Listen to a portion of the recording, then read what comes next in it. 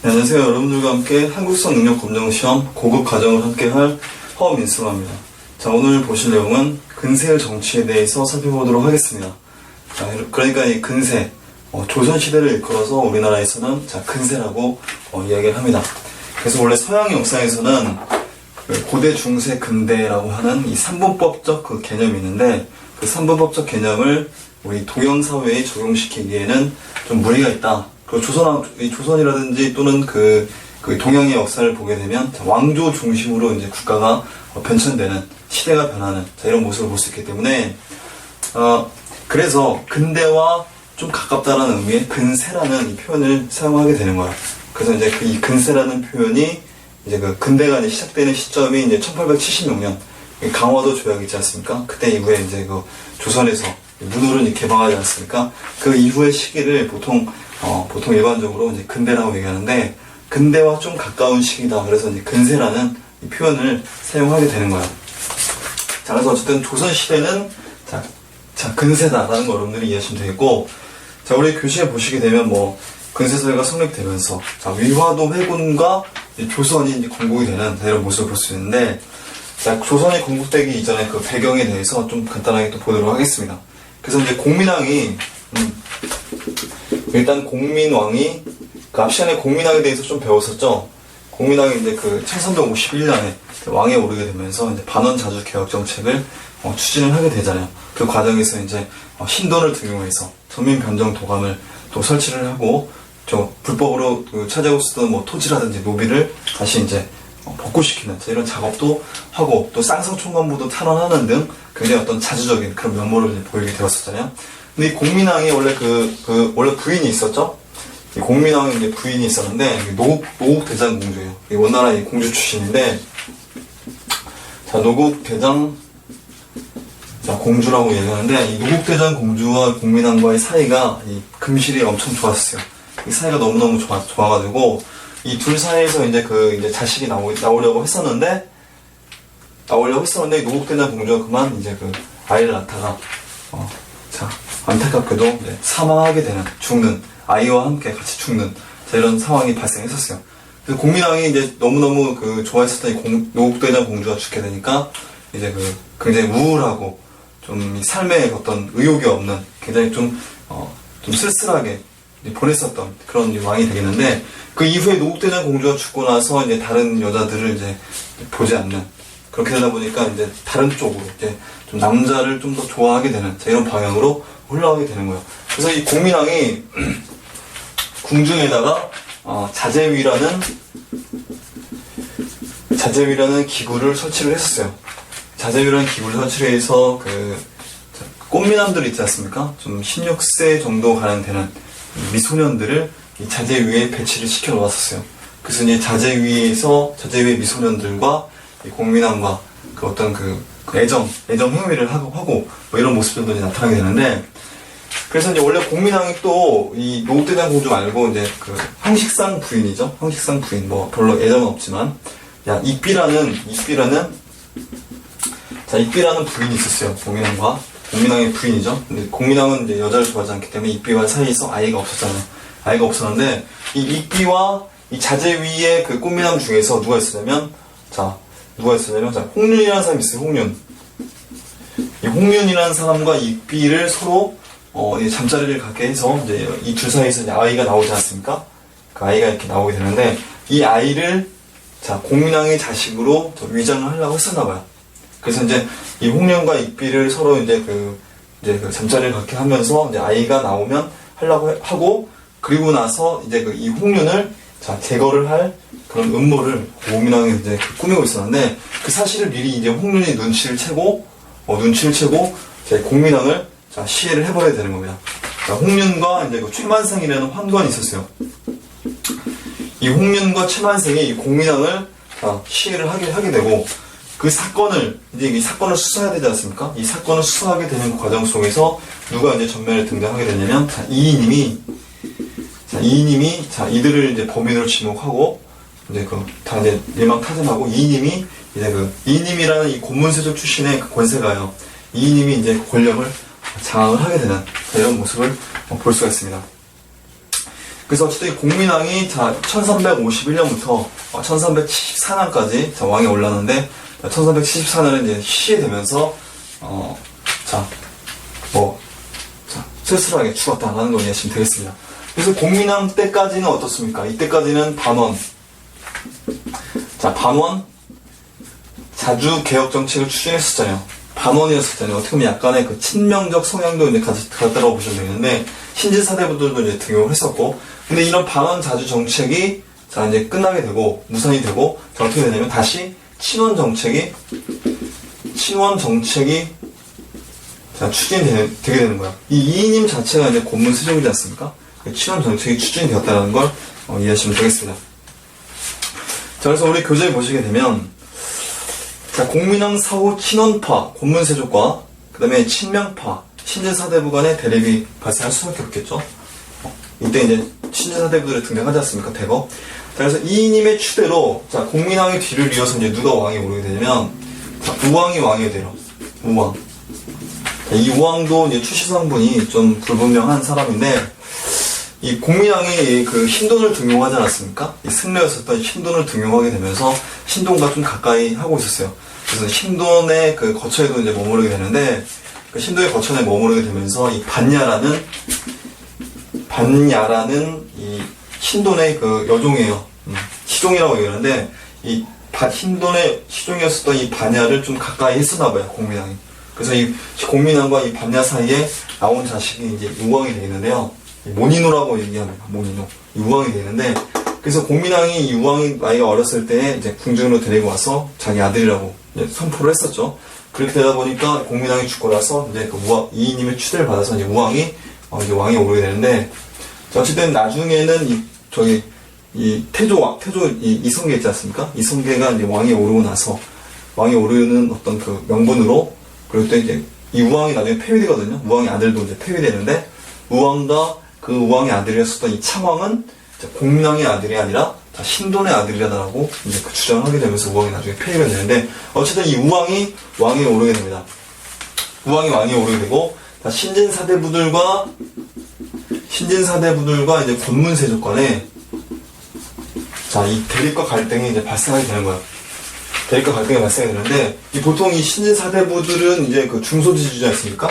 이 친명 정책을 추진하고, 여기는 이제 그 원나라를 추종하고, 그리고 여기는 이제 중소지주인 반면에, 여기는 이제 뭐 대토지 소유를 하게 되고, 이 신진사대부는 보통 이제 과거를 중심으로 해서 이제 중앙 관리로 들어오게 된다면, 권문세족은 이제 음서를 통해서 과거를 이제 들어오지 않습니까? 이런 식의 어떤 그 차이가 있는데, 그리고 여기는 이제 뭐 성리학을 좀 강조한다면, 여기는 어떻습니까? 여기는 이제 불교를 좀 이제 강조하는 이런 모습을 볼 수 있는데, 이 권문세족들이 토지들이 엄청 많지 않습니까? 엄청 대토지지 않습니까? 그래서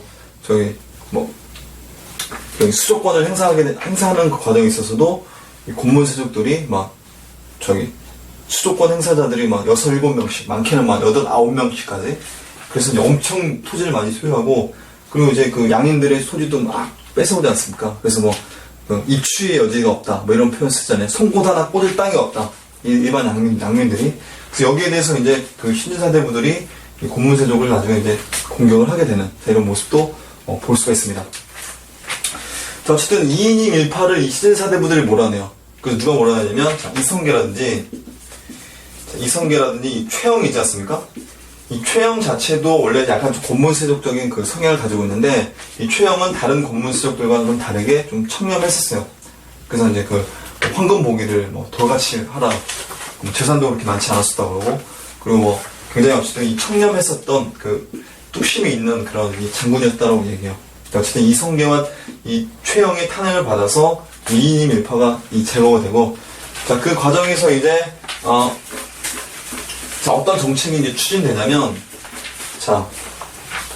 반원 자주 개혁 정책이 이제 친원 정책이 이제 추진되는데, 이때는 반원 자주였는데, 이때는 친원 정책이지 않습니까? 친원 정책인데, 이때 당시에 그 국제 관계를 보게 되면, 이제 그 1368년에 이제 그 그 명나라 주원장이 명을 세우지 않습니까? 명을 세우게 되면서 원나라가 이제 북부 지방으로 이제 쫓겨나는 이런 모습을 볼 수 있어요. 그리고 이제 어떻게 되는, 그리고 명나라가, 그리고 우리 고려에 대해서 자, 요구를 해요. 천령위 설치를 통과합니다. 천령위, 천령이북 지역, 그러니까 쌍성총검부 지역이 되겠죠? 이 쌍성총검부 지역, 그러니까 요 지역이 되겠죠? 자, 요 지역, 공민왕이 이제 탈환했었던, 무력으로 탈환했었던 이 쌍성총검부 지역을, 자, 명나라가 가져가겠다는 거예요, 명나라가. 자, 이 명나라가 이 쌍성총검부 지역에 천령위를 설치할 것을 이제 통보를 했었어요, 1388년에.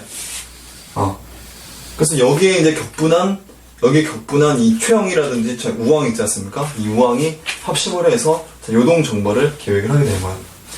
자, 요동정벌을 이제 추진하게 되는데, 이 요동정벌을 추진하게 되는 그 과정에서 누가 누구의 갈등이 발생하게 되냐면, 이성계와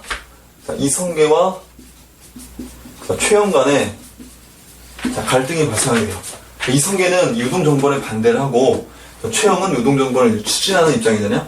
이성계는 4가지 이유를 들어서 이제 반대를 해요. 그게 바로 그 유명한 사불가소가 되겠습니다.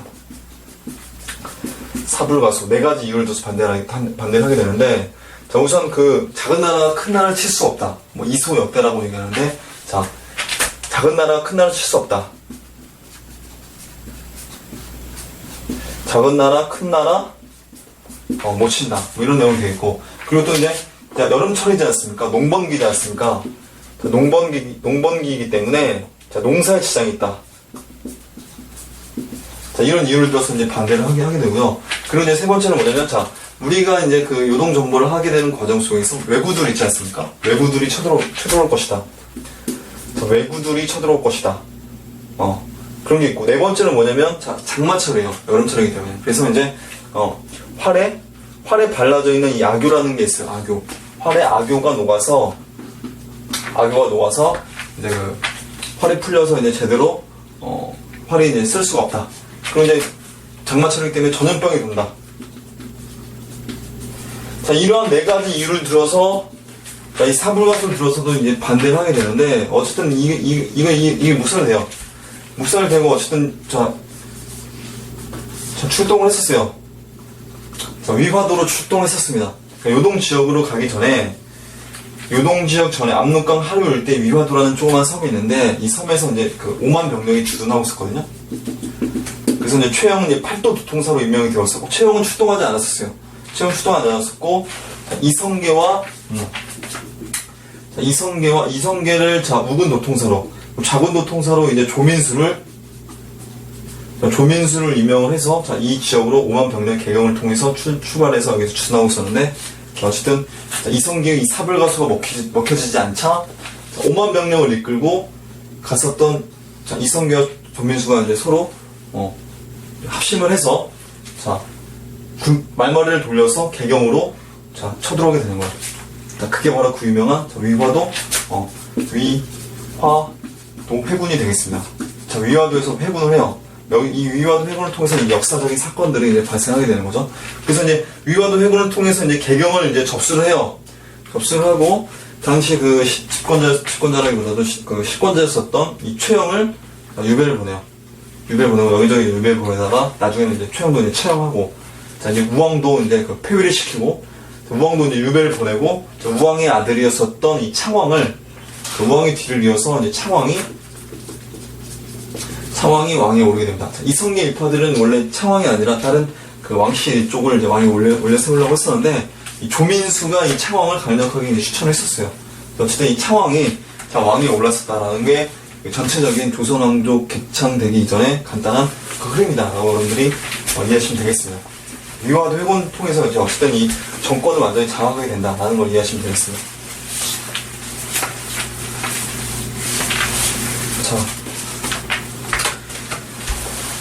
자, 그래서 여기까지 내용을 살펴봤었는데요. 자, 뭐 공민왕 사후 친원파와 친명파의 대립이 있었죠. 이인임의 추대로 우왕이 지우게 되고, 명과 원 사이에서 이제 그 줄타기 외교를 했었죠. 이 양면 외교를 했었죠. 자, 그 다음에 이 최영과 이성계가 협력을 해서 이인임 일파를 이제 타도하고 정권 장악을 하게 되는데, 자, 그리고 나서 나중에는 저기 이성계가 위화도에서 이제 그 회군을 말벌을 돌리는 회군을 하게 되죠. 이런 사건들이 있었다. 그리고 그 이전에, 훨씬 이전에 이 사실 홍건적이라든지 홍건적이라든지 또는 왜구 있지 않습니까? 이 왜구가 우리 고려를 쳐들어와서 엄청 그 위태롭게 해요. 국가를 굉장히 못 살게 했었어요. 그래서 이제 그 사실 1350년대 이후에 홍건적이 유행을 하게 되거든요. 이 홍건적이 어떤 집단들이 있냐면 원나라 있지 않습니까? 원나라. 이 원나라를 무너뜨리고 한나라의 한나라의 나라를, 그러니까 한족의 나라를 다시 세우기 위한 그 한족 반란군이라고 보시면 돼요. 홍건적, 머리에 이제 빨간색 두건을 둘렀다고 해서 홍건적이라고 했는데, 이 홍건적이 원나라의 공격을 받고 이 고려 영대로 이제 들어오게 돼요. 그래서 이제 4만 군대를 이끌고 이 홍건적들이 자, 대대적으로 이제 쳐들어오게 되는데, 그래서 1차 때, 홍건적이 1차 때, 이게 이제 1359년이 되겠는데요. 이 1359년에, 자, 어디까지 이제 쳐들어오게 되냐면, 자, 서경까지 이제 장악을 했었어요, 이들이. 이 홍건군대가. 서경을 장악을 했었는데, 이때 이제 우리 조정에서는 이제 누굴 파병했었냐면, 이방실이라든지, 또는 안우, 이런 장군들을 파병을 해서 1차 침입을, 자, 1차에서 슬기롭게 이제 극복을 하는 이런 모습을 보셨어요. 어쨌든 홍건적이 쳐들어왔었어요. 그리고 이제 또 1차에 더불어서 또 2차까지 쳐들어오게 되는데, 2차는 이제 1361년이에요. 1361년에 홍건적의 2차 침입이 발생이 되는데, 이때는, 자, 서경을 지나서, 자, 개경까지 함락을 하는 그 10만 병력을 이끌고 이제 폭풍같이 내려왔었죠. 그래서 개경까지 함락을 했었어요. 그래서 엄청난 또 국가적인 위기 상황이 발생했었는데, 이때에, 자, 누구를 이제 파병하게 되냐면, 이때 이방실이라든지, 또 이때 그 최영 장군이 활약을 했어요. 최영이라든지 또 이성계도 이때 이제 등장하게 되는데, 자, 이런 그 장군들이 활약을 하게 되면서, 자, 2차 침입도, 자, 극복을 했었다라는 걸 이해하시면 되겠습니다. 근데 여기서 2차 침입 때 중요한 핵심 포인트가 뭐냐면, 자, 당시 왕이었었던 이 공민왕 있지 않습니까? 공민왕과 당시 그 노국공주가 있었어요. 노국공주 아직 살아있었을 때입니다. 자, 공민왕과 노국공주가 안동 지역으로, 자, 여기 경상북도 안동 있죠? 자, 안동 지역으로, 안동으로 피난 갔다. 공민왕이. 당시에 안동은 복주라고 있었는데, 복주로 이제 피난 갔었다. 라는 거 이해하시면 되겠습니다. 그래서 뭐 여기 이 안동 피난과 관련해서 뭐 참고점 하나 더 말씀드리면, 여기 있지 않습니까? 여기 안동이지 않습니까? 안동을 이제 피난 갔는데, 이 개울가가 있었어요.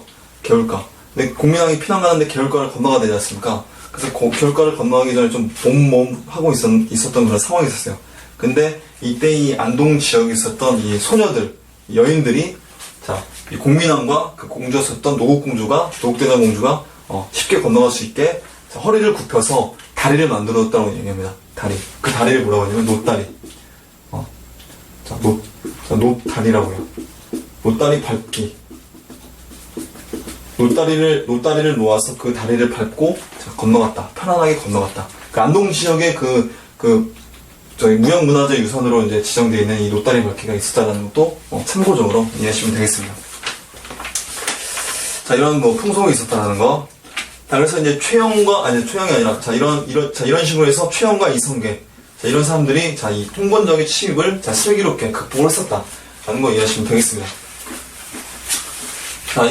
자, 홍건적의 침입을 이제 극복을 했었는데, 자, 왜구도 이제 쳐들어오게 돼요. 자, 왜구는 1350년대부터 계속해서 이 남해안 일대 있지 않습니까? 남해안이라든지 또는 이 서해안 일대를 완전히 공격을 해서 완전히 못 살게 굴었어요. 왜구 침입이 엄청 심했었는데, 공민왕 때부터 있었는데, 우왕 때는 이게 또 엄청 심해지는 거예요. 통계자를 보면 아시겠지만 숫자가 엄청 증가를 해요. 우왕 때 들어서 왜구가 엄청 극심해져가지고, 이제 조정에서는 이 왜구들을 초벌하기 위해서, 자, 이 최영 장군을 파병하게 되는 거예요. 그래서 이제 자, 홍산 지역에서, 홍산 대첩이라고 얘기하는데, 이게 1376년이에요. 1376년에 홍산 대첩. 그러니까 지금의 이 부여 지역이 되겠습니다. 이 부여 지역에서 이 최영 장군이, 왜구들을 격퇴하게 되는 사건이 있었습니다. 홍산 대첩이 있었죠. 그리고 이제 진포대첩이라고 그 말씀드렸었죠? 앞전에 설명해드렸었는데, 진포대첩이 1380년에, 이때는 최영이잖아요? 최영인데, 이때, 저기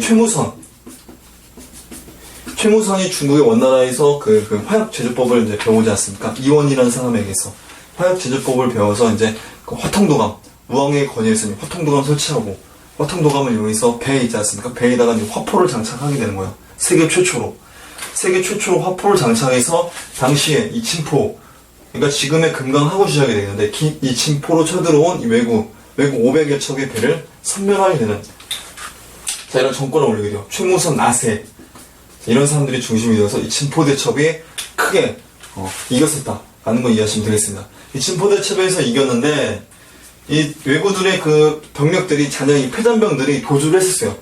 우리 내륙 지역으로 도주를 해서 그 민가를 약탈하고 방화를 일으키는 등 굉장히 말썽을 부렸거든요. 말썽을 부리고 또 우리 그 일본 애들이 이 선발대가 이미 그 남원 지역에 대규모 병력이 선발대가 있었어요. 그래서 이 진포대첩에서 패배한 이 패잔병들과 남원에서 이제 합치게 되는 거예요.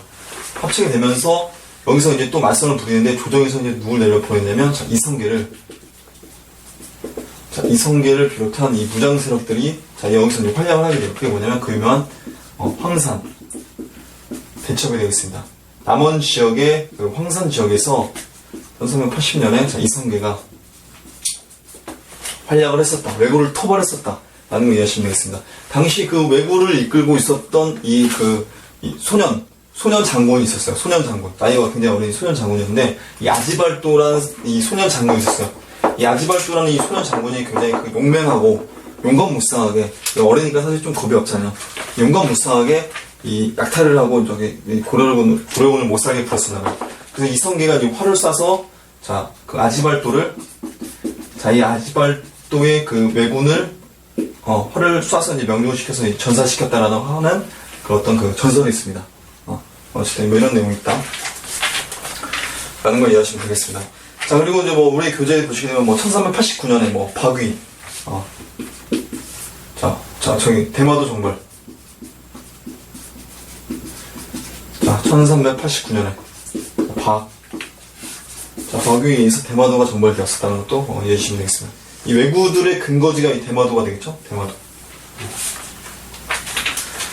자, 그래서 위화도 회군과 이성계의 집권에 대해서 이제 살펴봤었죠? 그리고 왜구의 격퇴도 이제 살펴봤었고요.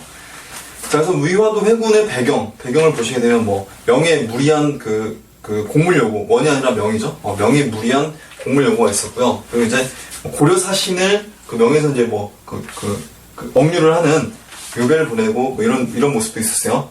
이게 이제 위화도 회군이 일어나기 직전에 그 배경이라고 좀 보시면 되겠는데, 그리고 또 말씀드린 대로 원래 쌍성총관부 관할 하에 있었던 지역의 명나라가 이제 철령위를 설치할 것을 이제 통보를 하게 되잖아요. 협박을 하게 되잖아요. 거기에 이제 반발을 하게 된 거죠. 최영이. 최영은 요동정벌 찬성, 이성계는 요동정벌 반대, 사불관호를 제시했었죠. 최영은 그래서 요동정벌하고, 이성계는 위화도 회군하고, 최영은 또 반대 세력을 또 포용하는 이런 그 대인의 풍모를 보이기도 했었는데, 이성계는 반대 세력을 완전히 처단하게 되고 이런 모습이 있었습니다. 위화도 회군의 결과를 보시게 되면 최영이 제거가 되었었죠. 최영이 제거가 되고, 그리고 이제 우왕이 왕에 올랐었는데 우왕도 이제 폐위를 하고 이제 조민수의 추대를 받아서 이제 조민수 2세의 추대를 받아서 이제 창왕, 우왕의 아들이에요. 창왕이 굉장히 나이가 어린 나이에 9살인가 8살 때 이제 왕이 오르게 되는데, 왕이 올리게 되는데 그 창왕마저도 나중에 폐위를 시켜버리게 돼요. 우왕과 창왕은 공민왕의 아들이 아니다. 신돈의 자식이다라고 해서 뭐라고 얘기하냐면 우창비왕설이라고 얘기해요. 우왕과 창왕은 왕이 아니다. 우창비왕설. 신돈의 자식이다라고 주장하는 이런 이런 생각이 나타나게 돼요. 이를 패하고 우창비왕설을 패하고 누가 이제 왕이 오르게 되냐면 공양왕이 왕이 오르는 저런 모습을 써요. 그러니까 신종의 7대 손이라고 하는 이 왕족이 되었거든요. 왕족이 40살 넘어서 이제 공양왕으로 왕이 오르는 허수아비 왕이죠. 어떻게 보면.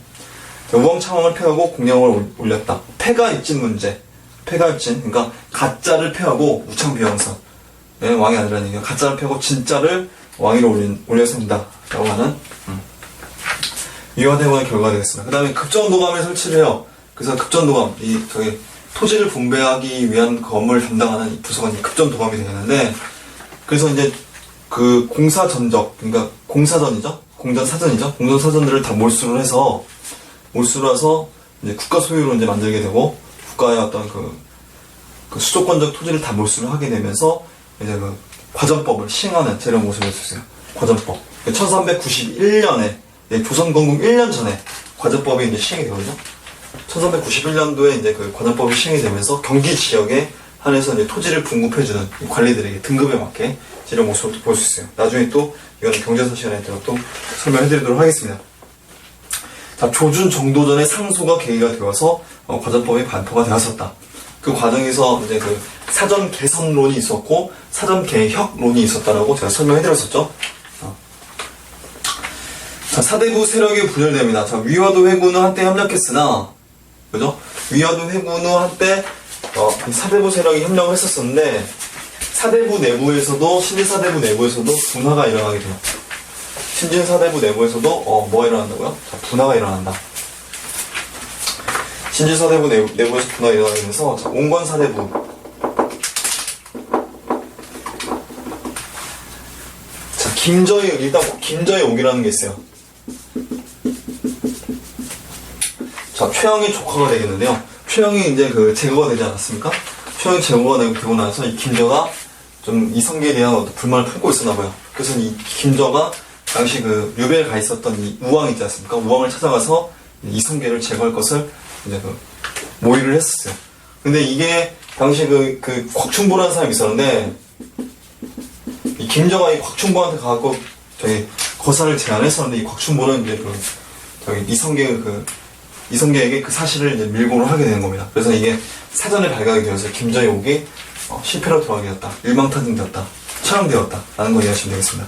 이게 문제가 되어서 차왕이 폐위가 되는 거예요. 알겠죠? 차왕이 폐위가 되고 이제 공양왕이 지휘를 하게 되는 이런 모습을 볼 수 있습니다. 어쨌든 위화도 회군은 한때 협력했으나 김저의 옥과 폐가 입지는 계기로 해서 분열되는데, 다음 페이지 보시게 되면 온건파와 급진파가 있죠? 자, 온건파와 이제 급진파가 있는데, 이 급진파는 뭐냐면 고려 왕조를 타도하고 조선을 건국하자라고 하는 역성혁명파라고 보시면 되겠습니다.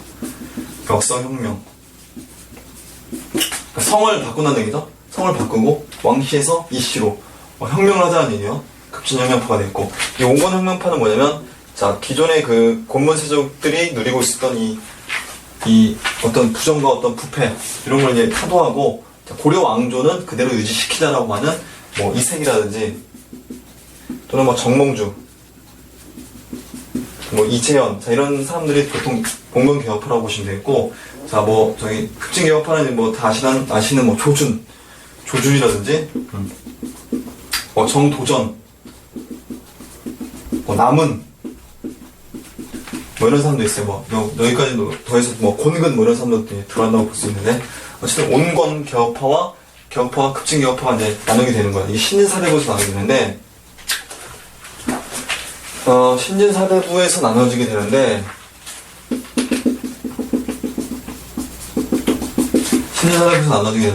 이 온건개혁파가 나중에는 제거가 되죠?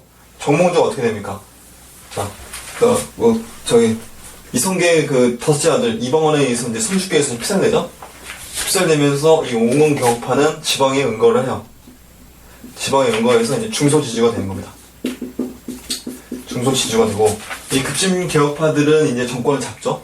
나중에 이성계와 이제 협심을 해서 정권을 장악하게 되면서 나중에 어떻게 되냐면, 자, 이들이 이제 중앙에 이제 근거지를 두고 대토지를 소유하는 이런 모습이 나타나게 된다. 라는 걸 이해하시면 되겠습니다. 그래서 우리 보시게 되면 저희 경제 기반을 보시게 되면 향촌의 기반을 둔 중소지주가 이제 되는 거예요. 그리고 이제 역성혁명파는 중앙에 기반을 두고 지방에 대토지를 소유하는 나중의 모습이 되겠습니다. 처음에는 신사대부들이 곤문세족의 대토지를 타도했었잖아요. 근데 급진개혁파가 권력 잡고 나서 어떻습니까? 대토지를 소유하게 되는 이런 모습이 나타나게 되는 거예요. 어쨌든 이 정도전은 거기에 대해서 좀 불만을 많이 가지고 있었는데, 어쨌든 정도전은 대토지와는 좀 별로 관련이 없는 사람인데, 이 정도전은 개구수전, 그러니까 농사를 짓는 사람에게 토지를 분급하자라고 하는 개구수전에 입각한 이 엄청난 이 토지개혁을 주장하는 사람이 정도전이 되겠습니다. 정도전. 그 재상정치론, 총재론, 뭐 이런 사상을 이야기했었는데, 그리고 유교를 굉장히, 성리학을 굉장히 존숭하고, 불교를 탄압하려는 이 척불론의 입장에 섰던 사람이 정도전이라고 보시면 되겠습니다. 척불론. 자, 불교적 태도를 보시게 되면, 자, 유학자이면서 불교의 타협적이었었다. 용건개혁파는. 알겠죠? 그래서 유불동조론이에요. 동조론이 아니라 동조론. 그리고 뭐 업불론이라고 하는데 업불론이 아니죠, 사실은. 어쨌든 유교와 불교를 좀 동일하게, 좀 비슷하게, 좀 어느 정도, 불교에 대해서 좀 포용력이 있는 이런 모습을 볼 수 있는 거고. 그리고 이제 역사혁명파를 보시게 되면 불교를 이단시해서 백차했었다. 척불론이었었다. 그리고 이제 도통. 그러니까 도통은 이제 도학의 계통을 이야기하는 건데, 도학을 성리학에 있지 않습니까? 성리학을 도학이라고 보통 이야기해요. 유교 도덕적인 학문이다. 정치 성향을 보시게 되면, 자, 패도정치에 반대하죠, 온건개혁파는. 패도정치. 그러니까, 이 온건개혁파들은 이 왕도정치를 추구합니다. 왕도정치. 알겠죠? 왕도정치. 자, 왕도정치. 그러니까 덕치주의라고 보시면 돼요. 덕을 이용한 국가 통치를 얘기하는 거고. 그리고 또 이제 역사혁명파도 이제 왕도정치를 이제 주장하게 되는데, 약간의 패도정치를 인정해요. 패도정치. 이 국가 중심주의는 어떤 패권 있지 않습니까? 패권을 장악하는 이 패도정치. 그러니까, 이 왕도정치는 덕을 이용해서 이제 국가를 이제 통치한다라고 보시면 되겠고, 이 패도정치는 어떤 강력한 군사력, 그리고 또 어떤 부강병적인 그런 어떤 정치론을 보시면 돼요. 신사대의 급진개혁파는 그래서 패도정치를 인정했다. 패도정치를 인정하게 되는데, 이 정도전 같은 경우는 이 왕도정치를 굉장히 강조하죠. 이 급진개혁파임에도 불구하고, 어쨌든 이 정도전 왕도정치를 강조하면서 이제 재상정치를 굉장히 주장했었습니다. 자, 뭐 이런 게 있었다. 민본 이념을 굉장히 강조했었어요. 민본주의 사상. 급진개혁파에서 민본주의다. 그러니까 백성을 굉장히 중요시하는, 민주주의보다 어떻게 보면 또 한 단계 또 발전할 수 있는. 그래서 이제 혁명을 이제 긍정하게 되죠. 맹자의 혁명론 있지 않습니까? 맹자의 혁명론, 천명을 받지 않으면 이제 혁명을 일으켜도 된다라고 하는 혁명론. 그래서 이제 어쨌든 이 급진혁명파에 의해서 고려 왕조가 타도가 되고 혁명을 일으키지 않습니까? 자, 왕도정치와 민본 이념이 있었다. 자, 개혁 방향을 보시게 되면 고려 왕조 내에서 이제 개혁하자. 역성혁명파는 역성혁명을 통한 고려 왕조를 부정한다. 자, 이 온건 개혁파들이 나중에 뭐가 되냐면 이 살인이 돼요. 지방에 연구해서 살인이 되고, 이 급진혁명파들이 이제 훈구 세력이 되는 겁니다. 훈구. 알겠죠? 뭐 이런 정도로 이해하시면 되겠습니다. 자, 여기까지 내용을 살펴봤습니다. 자, 여기까지 내용을 살펴봤었고요.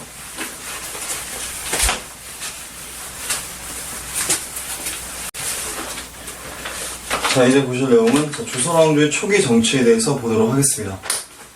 고려의 마지막 왕이었었던 이 공양왕이 폐위를 당하고 도평이 사사의 추대를 받아서 이성계가 이제 왕위에 오르게 되거든요. 그래서 이제 선양이라는 평화적인 방식을 통해서 왕위에 오른다라고 볼 수가 있겠습니다. 그래서 그가 바로 이 조선을 건국한 이 태조 이성계가 되겠는데요. 이성계에 대해서 알아보도록 하겠습니다. 태조가 되겠습니다. 태조가 되겠는데요. 신진사대부와 이제 농민들의 지지로 왕조가 건국이 되었다라고 이렇게 나와 있는데, 그래서 이제 1392년에 나라를 건국하고 1394년에 수도를 개경해서 한양으로 천도를 하게 되는 겁니다. 그래서 이제 궁궐이라든지 경복궁과 같은 이 궁궐이 있지 않습니까? 이런 궁궐들이 이제 건축이 되는 이런 모습들을 나중에 또 볼 수 있는데요. 그래서 이제 경복궁, 청덕궁, 창경궁, 그다음에 경희궁, 그다음에 저희 경운궁, 이렇게 해서 조선 왕조의 5대 궁궐이 이제 차츰차츰 이제 만들어지는 이런 모습을 볼 수 있죠. 자, 경복궁이 이제 만들어졌었다. 그리고 이제 종묘와 사직이 이제 들어서게 되는데요. 이 한양에 있지 않습니까? 한양에 그 왼쪽에 보시게 되면 이 종묘가 있어요. 그래서 이제 그 왕실의 그 위패를 모시는 그 사당이라고 이제 보시면 되겠고, 그리고 이제 오른쪽에 보시게 되면 그 사직단이라고 있거든요. 사직단이라고 해서, 그 산은 뭐냐면 이 곡물의 신, 그러니까 곡물의 신이 아니라 이 토지신, 그리고 이제 직은 이 곡물의 신을 이야기하는 거거든요. 그래서 이제 곡물과 토지에게 그 비는 농사가 잘 되게 해달라고. 이 조선은 엄격한 그 농경사회지 않습니까? 그 농번주의적인 어떤 그 성향을 가지고 있기 때문에 농사를 굉장히 중요시 여겼음을 우리가 또 알 수가 있죠. 종묘라든지 사직이라든지 관아 등을 건설하여서 도읍의 깃을 마련했었다. 남경길지설의 영향을 많이 받았다는 얘기죠. 그럼 참고전 하나 더 말씀드리면, 우리 교재는 없는데, 자, 인의예지, 신과 같은 이 유교적인 예법과 관련된 건축물들이, 만들어지게 돼요. 그래서 이제 그 흥인문 있지 않습니까? 흥인문. 흥인지문. 동대문이 되는. 그 다음에 이제 돈의문. 그 다음에 이제 숭례문 있지 않습니까? 숭례문. 그 다음에 홍지문. 그리고 이제 그 보신각 있지 않습니까? 보신각종. 자, 이렇게 해서 인의예지신의 그 유교적인 건축물들도 만들어지게 되었다는 걸 이해하시면 되는데, 이러한 서울 도성을 완성하는 데 있어서 결정적인 기여를 했던 사람이 이 정도전이라는 사람이 되겠는데요. 이 정도전. 태조와 굉장히 그 긴밀한 관계를 유지하고 있었던 이 정도전이지 않습니까? 그래서 이제 삼봉, 정도전이라고 하는데, 이 고려 왕조의 그 녹을 먹다가 이제 나주 지역으로 이제 유배를 가게 되었었어요. 이 정도전이. 그러다가 이제 그 태조가 이성계가 함주, 함경도 지역이죠. 이 동북면 지역에서 군사훈련을 시키고 있었는데, 어느 날 이 함주 막사로 이 정도전이 찾아왔었죠. 1883년에 찾아와서 엄청난 이 군사를 보고 정도전이 깜짝 놀란 거예요. 그래서 이제 이성계 보고, 이 많은 군사를 가지고 무슨 일인든 못하겠습니까? 라고 넌지시 이성계를 보고 이야기를 했었죠. 이성계가 이제 거기에 호응을 해서 이제 1883년이죠. 1800이 아니라 1388년이죠. 88년에 그 역성혁명을 일으키는 기초가 되었던 이 위화도 회군을 일으키게 되는 이런 사건이 발생하게 되는 거예요. 정도전의 말을 염두에 두고 있었다는 얘기죠. 어떻게 보면. 그래서 그와 이제 그 긴밀한 파트너가 형성이 되고, 이 태조는 정도전을 적극적으로 기용을 하게 되는 이런 모습을 볼 수가 있는 겁니다. 국호가 이제 조선이 건국이 되었죠. 이 조선이란 국호인데, 처음에는 화령이었어, 화령. 화령이었던 게 아니라, 화령과 이 조선 있지 않습니까? 이 조선을 가지고, 어느 걸로 국호를 할까라고 고민을 하다가, 이제 그 명나라에 이제 사신을 보내서 명나라 왕의 주원장이지 않습니까? 명태조 주원장에게 허락을 받았어요. 조선을 해라. 명태조 주원장이 조선을 하라고 해서 조선이 되었는데, 명태조 주원장이 화령으로 하라 그랬으면 우리 나라의 국호가 조선이 아니라 화랑이 되었을 수 있었다는 얘기죠.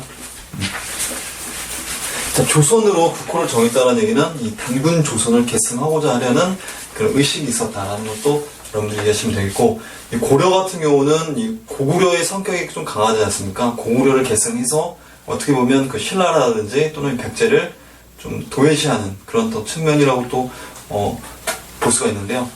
조선이란 국호를 통해서 단일 민족인 어떤 그 단일 국가, 그러니까 사만일통의식, 그러니까 고구려와 백제, 신라를 다 아우를 수 있는 그런 어떤 그 국호라고 이제 볼 수가 있는 거죠. 어떻게 보면.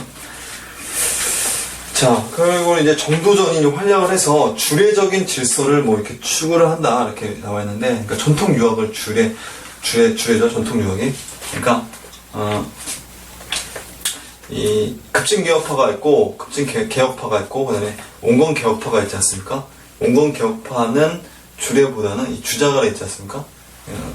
이 성리학을 완성했다라고 얘기는 이 주희가 쓴 이 주자가래를 좀 높이 평가를 하고, 이 정도전 같은 경우는 이 주례에 입각한 통치 질서를 확립하려고 했었다라는 걸 이해하시면 되겠습니다. 그 민본주의 사상이 이 정도전에 의해서 이제 설파가 되는데요. 자, 민본주의. 민본주의가 뭡니까?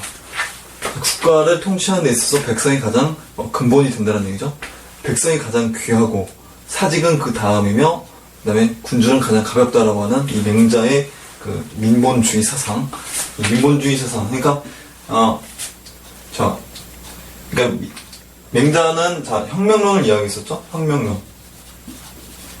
자, 민심이 이완되면 혁명을 일으키는 게 정당화할 수 있는 혁명론을 이야기했습니다. 이 혁명론에 따라서 태조가 고려 왕조를 뒤집어 엎고 조선을 이제 건국하게 된 거죠. 그리고 군주가 그래서 군주답지 않으면 뭐 갈아치울 수 있다라는 이 혁명론이에요. 자, 그래서 민본주의를 기반으로 해서 정도전이 이 과전법 있지 않습니까?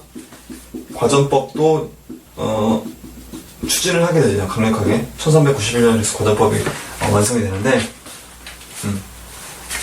이 사실 이 과전법 같은 경우는 정도전의 과전법은 이 개구수전에 입각한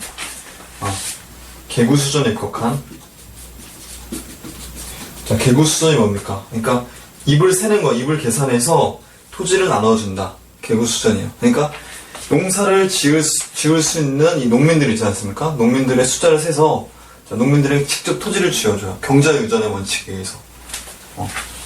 자, 직접 그러니까 땅을 가지고 소유한 사람이 직접 농사를 짓는 거예요. 그러니까 뭐 저희 병작반수나 뭐 이런 것처럼 뭐 지주 전노제처럼 뭐 이런 게 아니라 개구수전에 입각한 이 과전법을 하려고 했었는데 이게 제대로 실행이 되지 않고 수족권만 몰수를 해서 이제 그 관직들에게 이제 그 관리들에게 분배해주는 형태로 좀 한 발 물러섰는데 어쨌든 민본주의 세상이 굉장히 강하게 가지고 있었던 사람이 정도전이었어요. 그리고 이제 정도전 같은 경우는 이 총재론을 이야기해요. 그러니까 재상 정치를 굉장히 강조합니다. 총재론, 재상 정치. 그러니까 일단 그 왕 같은 경우는 그 보게 되면 자기 그 자손이나 또 자식이나 또 손자들한테 이렇게 그 세습을 하지 않습니까? 왕위를 세습하다 보면 뭐 세종대왕처럼 이렇게 똑똑한 그런 왕도 있을 수 있지만 보통 보면 좀 무능하거나 이 폐륜을 또 저지르기도 하는 이런 어떤 패덕을 저지르기도 하는 이런 왕들이 또 출연을 할 수 있잖아요. 그래서 이제 국가를 통치하려는 데 있어서만큼은 이제 그 똑똑한 이 재상을 등용을 해서 재상 중심으로 국가를 이끌어 나가야 된다라고 하는 이 총재론을 강조했었습니다. 오늘날로 해석하면 그 약간의 뭡니까 그 의원 내각제와도 같은 일본의 저희 국무총리제 저희 일본의 총리제 있지 않습니까? 그와 같은 뭐 천황이 물론 있지만 상징적인 존재잖아요. 일본 같은 경우는 그런 식의 어떤 총재론을 이야기했었던 게 바로 정도전이라고 볼 수 있겠습니다. 그래서 이 민본적 통치 규범을 확립하기 위해서 조선 경국전이라든지 경제문감과 같은 이 법전을 완성하기도 하는데요. 이 조선 경국전은 조선 성종 때 이제 경국대전이라는 이 조선 왕조의 기틀을 형성하는 이 법전이 완성되지 않습니까? 그 경국대전의 기반이 되는 법전이 이 조선 경국전인데 정도전이 완성을 했었다. 경제문감 같은 경우도 이제 법전인데 조선 경국전의 내용을 좀 보완한 내용이라고 볼 수 있습니다. 그래서 이제 좀 재상 정치를 좀 강조하는 그런 내용이 담겨져 있다라고 이야기해요. 대간이라고 얘기하지 않습니까? 대간. 그래서 사간원 사원부 홍문관 조선 시대 때의 이 대표적인 언론 기관이 되겠는데요. 특히 이 사간원과 사원부의 이 관원들을 뭐라고 하냐면 이 대간이라고 얘기하는데 이 대간, 그러니까 왕에게 간언을 하고 이제 그 상소를 올리는 주로 이제 왕에 대한 어떤 그 비판이나 뭐 간쟁을 일삼는 간쟁을 하는 이런 직책이 이 대간이지 않습니까? 대간이 해야 될 업무라든지 어떤 규정 뭐 이런 내용들이 이 경제문감에 담겨 있다고 얘기합니다. 그래서 대간은 비록 직급은 굉장히 낮아요. 직급은 낮으나 하는 일은 뭐 재상과도 같다라고 하는 그런 내용이 들어가 있는데 성리학의 통치 이념이 그래서 확립이 되었다라고 볼 수 있죠. 그래서 이제 그 정도전에 또 이제 불시잡변 있지 않습니까? 이런 것도 또 유명하죠. 불시잡변은 부처씨의 잡스러운 소리다. 그래서 이제 불시잡변이라고 얘기해요. 그래서 불교를 굉장히 모독하고 비하하는 그런 내용이라고 볼 수 있죠. 그만큼 유교적 그 유교주의를 굉장히 강조했음을 알 수 있는 거라고 볼 수 있습니다. 그다음 그 안에 뭐 재상 중심의 정치 있었죠. 총재론. 재상에게는 위로는 임금을 받들어 올바르게 인도하고 아래로는 백관을 통괄하고 만민을 다스리는 정책을 부여한다. 재상 중심 정치를 한다는 얘기예요. 자, 조선 태조 때, 자, 의흥 삼군부가 설치가 됩니다. 의흥 삼군부. 줄여서 이제 삼군부라고도 이야기하는데, 자, 의흥 삼군부가 설치가 되었다.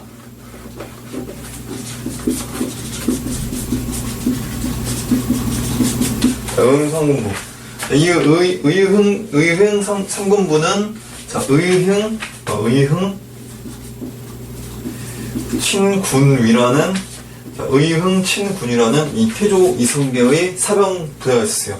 이 사병 부대에다가 저기 고려의 중앙군이 2군 6이지 않습니까?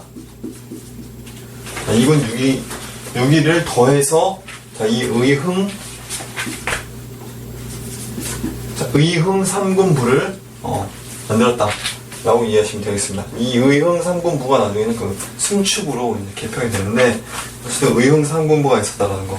그다음에 도평이사사라고 나와있죠. 도평이사사가 이제 도병마사 이후에 원나라 간섭기 때에 국가 최고 권력기구로 이제 탈바꿈하게 되는데 이 도평이사사가 도평이사사의 기능을 좀 약화시키는 거예요. 태조 이성계가.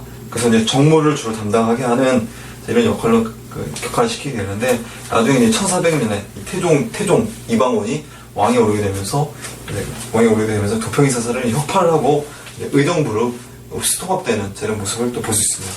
의정부가 이제 그때 이제 만들어지게 되고, 자, 소수 대신이 정치를 운영한다. 조준, 정도전, 남은 이런 사람들이 중심이 되어서 이 재상 정치가 일어나게 되는 거죠. 그래서 이 사실 재상 중심의 정치, 정도전의 재상 중심 정치와 그러니까 신권 강화 정치죠. 신권 강화 정치와 자, 왕권 강화 정치가 대립을 하게 된 거예요. 그러니까 원래는 이 신권과 왕권이 둘 다 같은 파였지 않습니까? 역성 혁명파였잖아요. 역성혁명, 급진 개혁파였잖아요. 이 급진 개혁파들이 신권을 중요시 여기는 이 정도전 세력과 정도전이나 뭐 남은 이런 세력이 있어요. 그리고 이제 왕권을 강화하려는 이방원 세력과 이제 대립을 하게 되는 이런 모습을 볼 수 있어요. 그래서 나중에 또 설명해 드릴게요. 자, 이게 나중에 설명해 드리는데 어쨌든 뭐 이런 소수 대신 정치 운영했었다라는 거. 그리고 문무관리 선발 임용 제도도 이제 수립을 하게 되는데 자, 이런 식으로 들어요. 원래 그 관리 임용하는 데 있어서 문과가 있었지 않습니까? 문과에다가 무과를 신설했었어요. 무과가 있었고, 그 다음에 이과가 들어가게 되고, 그리고 이제 역과, 율과, 양과가 있었고, 그리고 이제, 고려시대에는 음서라고 있지 않습니까? 음서인데, 조선시대 때는 문음이라고 있어요. 문음. 자, 이품 이상의 고위 관리. 이 자제에 대해서 시험 없이 무시험으로 등용할 수 있는 이 문음이 시행이 되었다는 거. 이해하시면 되겠습니다. 그래서 문과, 무과, 이과, 역과, 율과, 음양과, 문음과 하나, 둘, 셋, 넷, 다 일곱 개의 7과가 정리가 되었다는 걸 이해하시면 되겠고, 자, 이제 지방제도 개혁도 이제 전개가 되는데, 자, 우리 교재 보시면 관차사 제도가 복구가 되었다고 나와있죠? 사실 지방 장관을 뭐라고 해야 합니까? 고려시대 때 안차사라고 얘기했었어요. 그 안차사에서 충렬왕 때 와서 이제 안념사로 바뀌어요. 안념사에서 제찰사로, 다시 또 안념사로, 다시 이제 고려 우왕 때의 도관찰 추척사로 이름이 바뀌어요. 도관찰 출척사로. 그러니까 정확한 명칭은 도관찰 추척사죠. 관찰사가 아니라. 도관찰 추척사인데 이 도관찰 추척사가 이제 다시 안념사로 다시 바뀌었거든요. 안념사로 다시 바뀌었다가 이 1393년에 관찰사 제도가 다시, 그러니까 도관찰 추척사가 다시 복구가 된 거예요. 도관찰 추척사가 다시 복구가 되었는데 이게 관찰사 제도로 확실히 정비가 된 게 조선 세조 때 이게 이 도관찰 추척사가 이제 관찰사로 정비가 되면서 그리고 이제 또, 임기도 이제 뭐 2년. 그리고 이제, 가명이라는 그 관찰사 업무를, 정보를 수행할 수 있는 이 기구도 이제 만들게 되고, 그리고 또, 그리고 또 이제 2품 이상의 고유 관리만 이 관찰사에 임명될 수 있게끔 권한이 좀 더 이제 강화되는 이런 모습을 또 볼 수 있습니다. 자, 관찰사 제도가 그러니까 도관찰 추척사 제도가 이제 복구가 된 거죠, 이 시기 때는. 그럼 이 향부국 소등이 혁파가 돼요. 혁파가 되고, 이제 9년제 체제로 이제 편입이 되는, 중앙 집권화 하겠다는 얘기죠. 자, 이렇게 해서 조선 태조 때의 그 내용을 살펴봤고요. 태조. 이 조선 태조 왕건이 아니라 태조 이성계는 이 아들들이 굉장히 많았었죠? 자, 태조 이성계의 아들들이, 자, 6형제가 원래 있었어요. 태조 이성계의 아들들이, 자, 6형제가 있었죠? 그래서 이제 장남으로 이제 방과가 이제 정종이 되거든요? 정종, 방과가 있고, 그 다음에 방의, 그 다음에 방간, 그 다음에 방원, 그 다음에 자, 이런 식으로 해서, 자, 6형제가 들어가게 되겠습니다. 근데 여기서 왕이 오르는 사람이 정종과 이 방원이 되겠죠? 정종과 방원이 되겠는데, 그리고 또 이거는, 이들은 뭐냐면은 그 의, 왕후, 한씨 소생들이요. 정종의 그 신의왕후 한씨가 죽고, 새로운 왕비를 이제 또 세우게 되는데, 그 새로운 왕비가 뭐냐면 신덕 왕후가 되겠죠. 신덕 왕후 강씨가 되겠는데, 이 신덕 왕후 강씨 사이에서 나온 자식이 이 배다른 동생들이죠. 방번방석인데, 이 방번방석이 이제 문제가 되는 거예요. 이 방번은 좀 왕의 자질이 좀 없다고 그래서 방번의 동생인 자, 이 방석이 세자로 책봉이 되는 거예요. 이 세자로 책봉에 누가 강력하게 지지를 하게 되냐면 정도전 남원 있지 않습니까? 정도전 남원. 자, 이런 사람들이 이 방석을 강력하게 세자 책봉을 하게 되는 거야.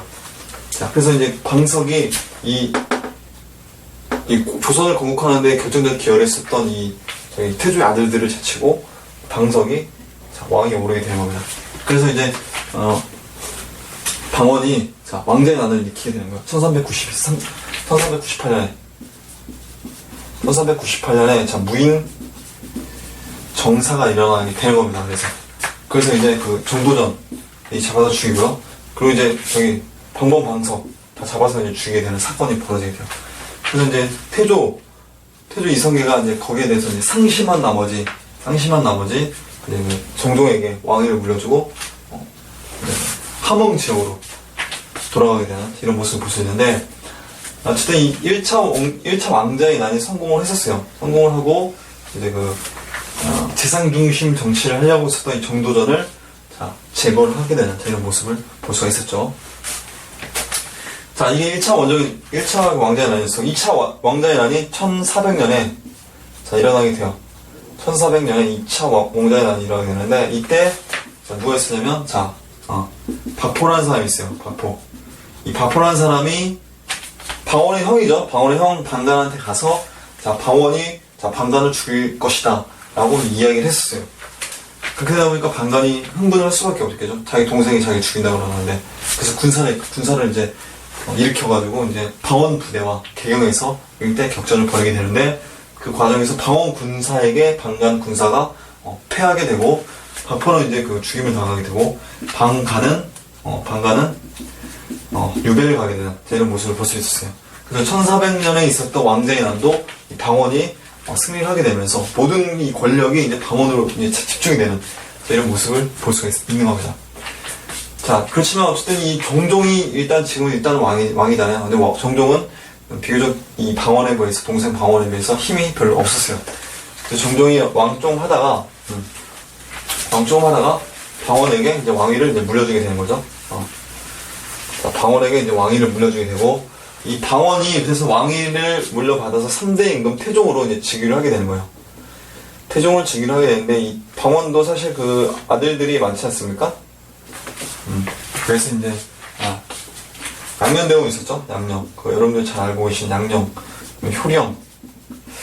충녕대원이 이제 세종이 되는데, 그다음에 뭐 성령대원이 있다라는 얘기도 있고, 성령은 이제 일찍 죽었죠? 어쨌든, 양녕, 효령, 세종 중에서 이 세종이 제일 똑똑했었잖아요. 그래서 그 세자였던 양녕을 제치고, 세종이 많이 오르게 되는데, 이 세종도 아들들이 또 굉장히 많지 않습니까? 그래서 문종, 세자 향, 문종, 그 다음에 그 수양대군, 세조가 되는, 그 다음에 뭐 안평대군 있고, 수준 있고, 뭐 금성대군도 있었고, 뭐 이런 식으로 이제 들어가지 않습니까? 그 세조가 이제 왕이 오르게 되는데, 문종의 그 원래 아들이 이제 단종이 있었잖아요. 이 단종을 개우정난을 통해서 제치고, 이 세조가 이제 왕이 오르게 되고, 세조의 그 아들이 원래 있었는데, 그 아들이 바로 이제 의경세자가 되겠습니다. 의경세자는 나중에 덕종으로 일찍 죽어서, 덕종으로 이제 추정이 되는 모습을 볼 수 있는데, 그래서 이제 세조의 뒤를 이어서 예종이 왕이 오르게 되죠. 해양대군 예종이 왕이 오르게 되는데, 예종의 그 아들이 원래 있어요. 제한대군이라고. 제한대군이 원래는 왕이 올라야 되는데, 이 제한대군을 제치고 의경세자의 아들이었던 자을산군, 성종이 왕이 오르게 돼요. 성종이 원래 형도 있었어요. 성종이 월산대군이라고. 월산대군 형이 있었는데, 이 세조의 비가 있어요. 세조의 비, 정의왕후가 이 성종을 강력하게 추천해서 성종이 왕이 오르게 됐었죠. 형이었던 월산대군. 그리고 이제, 제한대군을 제치고 성종이 왕이 오르게 되는 거야. 성종이 왕이 오르는 데에서는 한명이라는 사람이 있는데, 이 성종의 장인어른이 한명인데, 이 한명이와 정의왕후 간에 어떤 짝짝꿍이 뭐 있었다. 그래서 이제 성종이 형을 제치고, 제한대군을 제치고, 왕이 오를 수 있었다. 성종의 그 아들이 뭐 연산군, 뭐 이렇게 되지 않습니까? 연산군. 폐위가 되는. 그래서 이렇게 조선 전기 때에 이렇게 그 왕실의 흐름을 이렇게 간단하게 좀 살펴볼 수가 있었는데요. 그래서 이제 그 1차, 2차 왕자의 난이, 성공하게 되면서, 태종 이방원이, 3대 임금으로 이제 즉위를 하게 되는, 이런 모습을 볼 수가 있습니다. 그래서 이제 왕권도 굉장히 강화를 하게 돼요. 왕권 강화 정책을 추진하겠죠, 당연히. 공신들을 이제 견제를 한다. 그래서 이제, 태종 때에,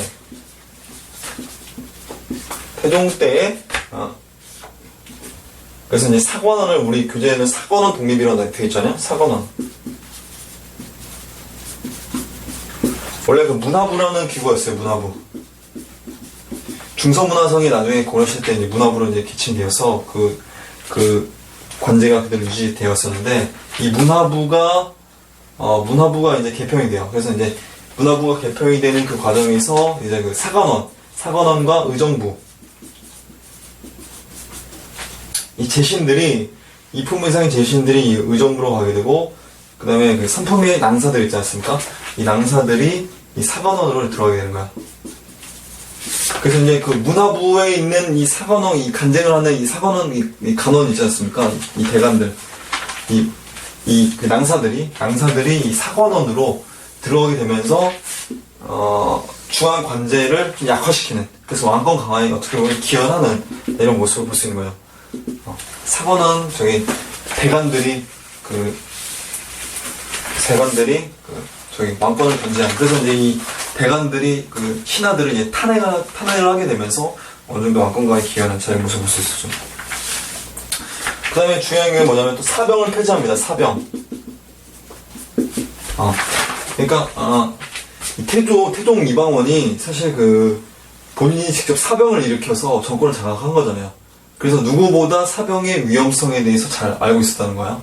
그 사병을 폐지를 하게 된다. 이 왕권 강화의 측면이죠, 어떻게 보면. 그리고 이제 뭐 신문고를 설치한다. 억울한 사람이 있는 경우, 억울한 사람이, 도성 바깥에다가 이 북을 하나 설치를 했었어요. 북을 설치해서 그 북을 올리면 억울함을 해결해주겠다. 그래서 설치한 게 이 신문고가 되겠습니다. 별로 실질적으로 그렇게 많이 이용되지는 않았었다라고 해요. 신문고. 그리고 이제 관제를 이제 개혁을 한다. 관제를 개혁을 하게 되는데, 아까 제가 설명해드렸었죠? 그래서 이제 문화부가 어떻게 됩니까?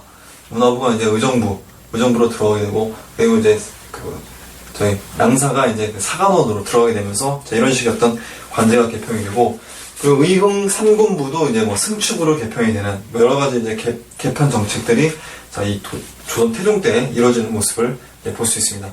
사원전이라든지 또는 이 노비들의 숫자도 이제 제한을 하게 되고 국가 재정을 확보하게 됐다라는 어떤 의도라고 이제 보시면 되겠습니다. 토지를 측량하는 이 양전 사업도 시행을 하게 되고요. 그리고 이제 호패법을 시행하게 되는데, 호패법은 뭐냐면 16세 이상의 그 정남들 있지 않습니까? 정남들에게 허리춤에다가 호패를 착용하게 하는 거예요.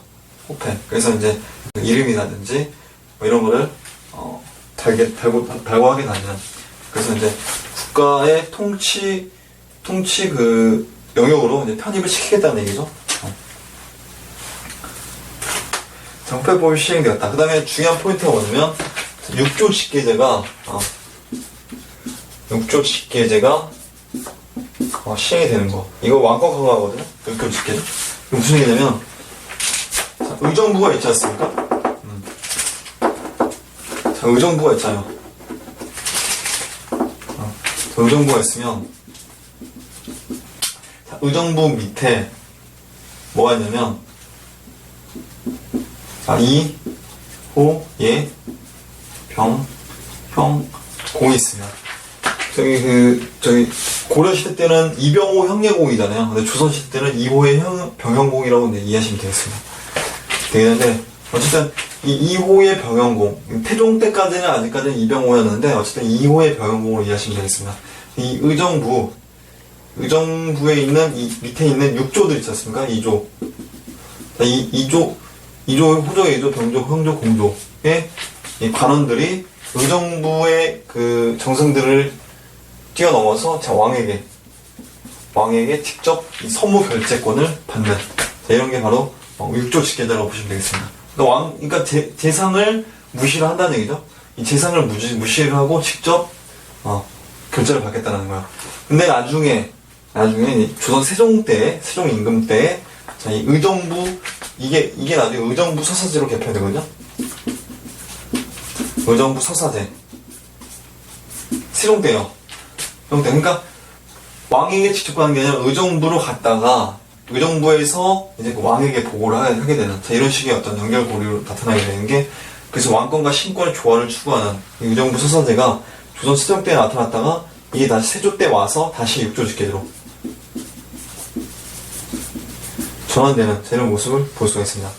나중에 6조 직계제에서 다시 의정부 서사제로 들어가게 되는데, 어쨌든 6조 직계제를 실시함으로 인해서 왕권 강화 정책을 추진했었다라는 걸 이해하시면 되겠습니다. 그래서 의정부가 약화되고 왕권이 강화되는 거죠. 우리 그 교재 오른쪽에 내용들이 있습니다. 한번 보시면 되겠죠. 다음 페이지 넘어가도록 하겠습니다. 자, 다음 페이지 보시게 되면 그 6조 직계제를 실시를 했었죠. 그 내용을 한번 참고자를 읽어보시고요. 그리고 이제 제도 정비해서 이제 오부학당, 그러니까 학교를 설립을 하게 되는 거예요. 중앙에다가. 그죠? 그래서 오부학당인데, 그러니까 동서남북중으로 해서 북학당, 남학당, 서학당, 동학당, 그 다음에 중학당, 이런 식으로 동서남북중을 설치를 하려고 했었는데, 이 북학당이 설치가 되지 못하고 패스가 되었습니다. 자, 그래서 세종 때의 사부학당이 완성이 되었다는 걸 이해하시면 되겠고, 그리고 이제 주자소를 설치를 했었습니다. 주자소. 이게 뭐냐면, 이 출판업을 담당하는, 그러니까 거의 고려시대로 얘기하면 서적포 같은 기능을 했다라고 보시면 되겠습니다. 수종 때 설치됐던 서적포.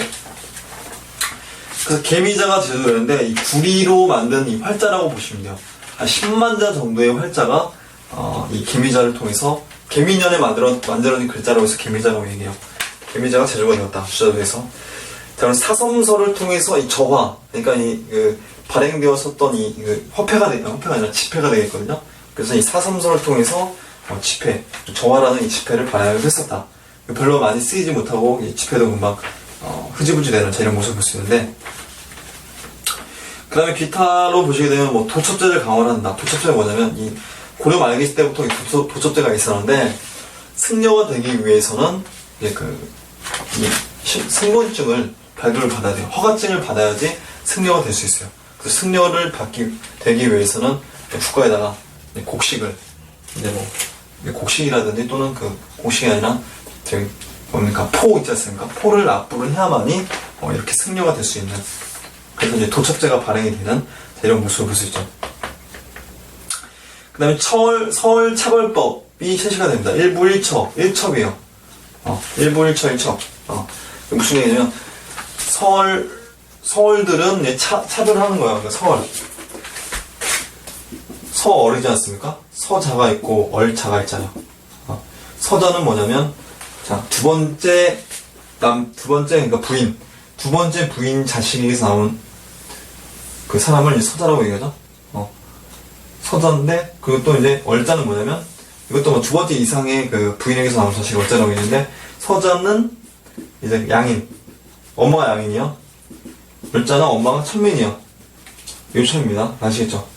요걸 이제 이해하시면 되겠고, 어쨌든 이 서울차별법을 실시를 했었어요. 그래서 나중에 경국대전에 그게 이제 명문을 하는데, 이 원래 이방원이 엄마가 이제 신의왕후잖아요. 신의왕후. 그리고 이제 두 번째가 이제 신덕왕후 강씨잖아요. 근데 신의왕후 한씨 사이에서 나온 이 이방원 같은 경우는 둘째 부인에서 나온 그 신덕왕후 강씨를 좀 안 좋게 봤다는 얘기죠. 그래서 이제 신덕왕후 강씨에서 나왔던 방범방석을 제거하지 않았습니까? 그래서 그러니까 방범방석에 대한 어떤 그 적개심이 좀 있었나봐요. 그래서 이제 자, 두 번째 마누라, 세 번째 마누라에서 나온 자식들은 이제 관직에 등용될 수가 없는, 등용되지 못하게 하는, 자, 그런 식으로 해서 이제 태종 이방원이 그런 식으로 조치를 취해 나왔었죠. 이게 바로 서울차별법이 되겠습니다. 서울차대법이라고 또 얘기하는데, 그래서 이제 첩소생은 관직에 들어갈 수가 없다. 정몽주를 이제 또 이제 높이 평가를 하죠. 충신으로 이제 대우를 해서 영의적으로 추중을 하게 되는데, 이 사실 정몽주와 이 이방원은 그 선주교에서 정몽주가 이제 죽이지 않습니까? 수하를 보내서, 박영규라는 수하를 보내서 이 철퇴를 가지고 이제 죽여버리게 되는데, 정몽주가 이제 이방원이 정몽주에게 술을 한잔 하자고 해서 이제 초대를 하잖아요. 자기 집으로. 초대를 해서 자기 편을 끌어들이려고 했어요. 사실 정몽주를. 자기 편을 끌어들이려고 했었는데, 그래서 이제 시도 짓지 않습니까? 이런들 어떠하리, 저런들 어떠하리, 만수한 드런치, 얽혀진들 어떠하리, 우리도 이같이, 100년간 누리세, 뭐 이렇게, 시도 이제 읊었는데, 거기에 대한 이제 답가로 이제 단신가, 뭐, 200번 죽고 주고, 100번 고쳐주고, 뭐, 이명한 마음, 뭐, 백골의 진토대가 넋이라도 있고 없고, 이명한 마음에 가시줄이 있으랴. 뭐, 이렇게 하는 단신가를 지어서 이제 답변을 했었죠. 그 단신가의 내용을 듣고 이방원이, 자, 이 사람은 내 편을 끌어들일 수 없다라는 걸 이제 인식을 하고, 선주교에서, 자, 자기 부하를 보내서, 자, 철퇴로, 자, 때려 죽이는. 그래서 이제 정몽주가 죽지 않습니까? 죽게 되면서 선주교에 이제 피가 이제 흥건하게 젖었는데, 원래 선주교의 이름이 선지교였었어요. 선지교였는데, 정몽주가 죽고 나서 거기에 피 흘린 자국 있지 않습니까? 그 피 흘린 자국에서 대나무 잎이 솟아올랐다 그래요. 그래서 대나무 죽을 서서 선지교에서 선주교로 이름이 바뀌었다. 이렇게 얘기합니다. 자, 뭐 이런 내용이 있다는 거. 정몽주를 근데 아이러니하게도 이 정몽주를 죽였던 이방원이 정몽주를 충신으로 대우를 한다는 거예요. 그만큼 정몽주에 대한 어떤 고려 왕조에 대한 어떤 충성, 이 고려 왕조의 충성을 신하들에게도 조선 왕조에 대한 충성으로 하게끔 이렇게 만드는 거죠. 상대적으로 같은 편이었어 정도전은 굉장히 폄하를 하고 깎이게 되는 겁니다. 그래서 조선 왕조 내내 정도전에 대한 평가보다는 고려 왕조의 충전을 지켰었던 정몽주에 대한 이 평가가 굉장히 더 좋게 되는 이런 모습을 또 볼 수 있어요. 그래서 뭐 사원도 이제 협파를 하죠. 사원도 이제 정리를 하고, 효행록도 이제 간행을 해요. 효자들 한 70여 명의 효자들의 어떤 이야기들을 새로 뭐 간행을 한다. 권근 이런 사람들이 정리를 했다라고 얘기해요. 이 효행록이 원래 그 전에 있었는데 새로 또 정리를 했다라고 얘기합니다. 세종 때도 이 효행록이 또 다시 정리가 돼요. 자, 여기까지 해서 이제 태종에 대해서 태종까지 살펴봤습니다. 잠깐 쉬었다가 또 하도록 하겠습니다.